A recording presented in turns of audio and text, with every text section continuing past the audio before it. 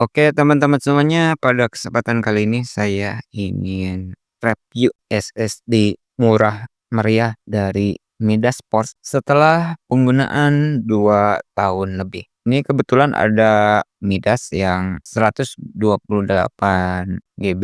Ini untuk cadangan sebenarnya ya. Ini juga ada. Ini kebetulan PC cadangan juga untuk backup data. Walaupun untuk backup data biasanya saya gunakan PC ini untuk multi-thread ya. Jadi jangan digunakan untuk main game ini. Nah, di sini yang dipasang di sini, di cadangan kebetulan menggunakan Midas yang 256. Setelah penggunaan 2 tahun, alhamdulillah walaupun murah meriah untuk SSD ini teman-teman bisa lihat ini untuk read write-nya atau baca tulisnya ini sudah sesuai ya, masih sesuai dengan bawaan pabrik. Karena pada dasarnya hampir setiap SSD punya website official ya. Teman-teman bisa baca di website official untuk masalah read write-nya untuk standarnya. Kebetulan untuk Midas Sport untuk semua seri ya, untuk read write-nya yang versi Super Lightning ini di kisaran 500 ya. Ini teman-teman bisa lihat ini masih di angka 500 read-nya dan write-nya di kisaran 500 juga ya. Jadi SSD ini masih sehat walafiat walaupun sudah lebih dari 2 tahun. Oke, bagaimana cara agar SSD yang kita gunakan walaupun murah setidaknya bisa awet ya. Jadi yang saya lakukan biar awet walaupun ini sering digunakan, tentu saja kita harus memperhatikan hardware ataupun perangkat pendukungnya. Karena untuk kinerja komputer itu bukan terpacu pada satu hardware saja. Contohnya pada satu SSD seperti ini ya. Nah, seperti ini. Nah, di sini komputer cadangan ini kebetulan ini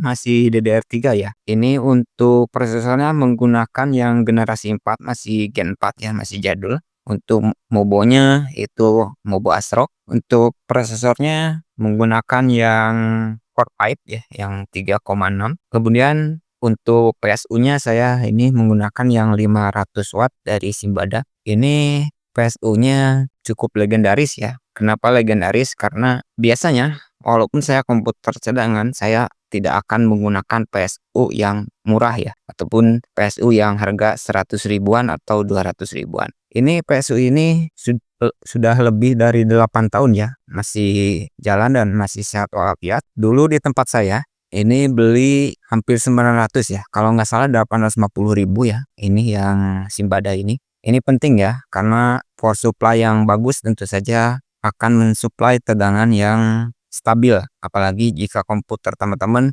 digunakan untuk game-game berat, tapi komputer teman-teman menggunakan PSU yang 100 ribuan, itu sangat berisiko terutama mainboard teman-teman bisa cepat rusak. Nah, itu juga ada PSU hasil servisan Korea ya, yang hybrid itu yang seri 6000 RE. Tidak perlu saya contohkan semua ya, tapi pada dasarnya PSU pada PC desktop biasanya walaupun untuk cadangan saya tidak akan menggunakan PSU yang 100 ribuan ya. Ini penting ya, karena PSU murah walaupun mainboardnya tinggi itu ataupun bagus mainboardnya itu bisa sangat beresiko cepat rusak ke perangkat lainnya ya. Apalagi jika teman-teman misalkan satu PC menggunakan banyak storage ya. Ini kebetulan untuk cadangannya ini dari Seagate ya. Ini 1 tera untuk backup data. Kebetulan ini backup data saya banyak ya, jadi backup data file sama banyak. Ini juga ada harddisk 1, 2, 3,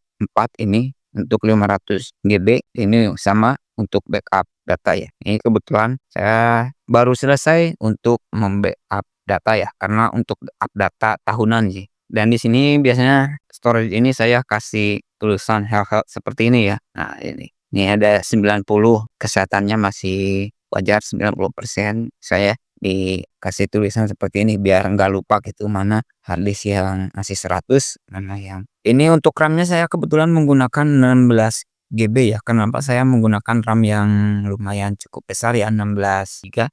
Ini RAM-nya murah sih sebenarnya dari sini. Ini karena walaupun komputer cadangan saya gunakan ini untuk multi-thread ya. Saya tidak perlu jelaskan untuk apa aplikasi yang berjalan multi-thread. Mungkin teman-teman jika pernah membuka ini ya, pernah membuka Task Manager ya di Perform. Nah, ini untuk CPU-nya ini yang Core 5 ya, ini generasi 4 ya. Jadi untuk membaca generasi prosesor itu cukup mudah ya. Ini contoh saja, ini Core 5 4690 ya. Ini berarti generasi 4 ya. Ini generasi 4 prosesornya. Nah, ini untuk core-nya 4, thread-nya 4 ya. Sebenarnya ini masih kurang, saya gunakan untuk multi thread, tetapi kebantu sama memori ya. Memorinya 16 GB, masih DDR3. Ini untuk mainboard-nya ini seri yang Elgato 1150 ya. 1150 dari ASRock. Nah, ini untuk disknya, untuk Windows-nya saya menggunakan yang Midas ya, yang 256 GB ini masih sehat, masih bagus. Kemudian ini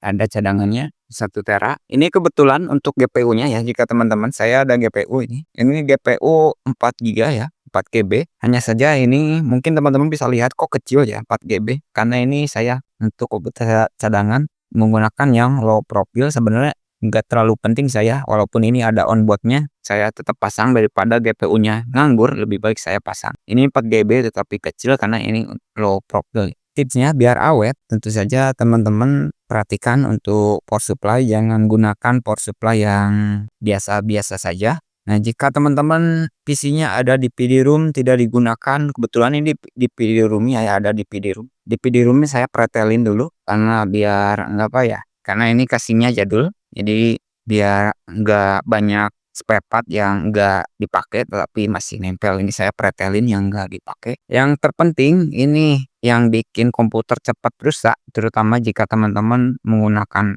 SSD maupun harddisk seperti ini, yaitu masalah kelistrikan ataupun sering mati lampu. Jadi jika teman-teman menggunakan PC ya, PC desktop seperti ini, bukan laptop ya. PC biasanya kalau mati lampu itu, kalau lagi nyala seperti ini mati lampu gitu, itu akan sangat berpengaruh sekali untuk penurunan kesehatan pada SSD maupun pada harddisk piringan seperti ini ya. Jadi caranya teman-teman bisa lihat ini ada listrik ya. Jika kita tarik, nah di sini teman-teman lihat, di sini ada UPS. Nah, ini ya.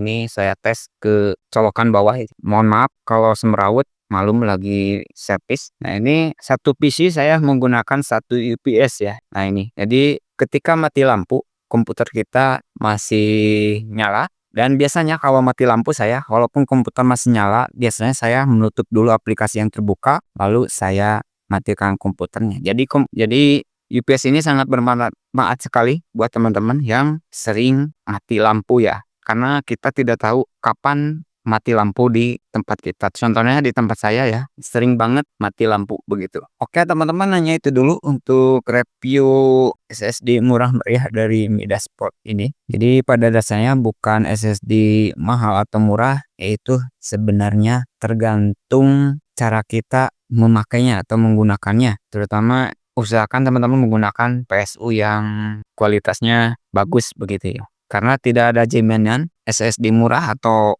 mahal. Contohnya kasus kemarin ya, ada yang SSD-nya rusak dari Adata dan seperti dari Samsung itu ada yang rusak padahal baru 3 bulanan itu sudah rusak, dan rusaknya diakibatkan dia menggunakan power supply yang harganya 100 ribuan. Sayang ya, padahal SSD-nya mahal, hampir 800 ribuan. Yang dari Samsung 800 ribuan katanya. Tapi saya cek power supply-nya pakai 100 ribuan, itu sangat sayang sekali ya. Dan dia SSD-nya mati itu karena mati lampu gitu ya. Padahal enggak terlalu sering sih mati lampunya gitu, tapi rusak gitu ya. Jadi tipsnya yaitu silakan gunakan UPS seperti tadi ya. Jadi ketika ada mati lampu, teman-teman ada waktu untuk melakukan shutdown. Begitu ya teman-teman. Oke teman-teman, hanya itu dulu untuk video kali ini. Semoga bermanfaat. Dan assalamualaikum warahmatullahi wabarakatuh.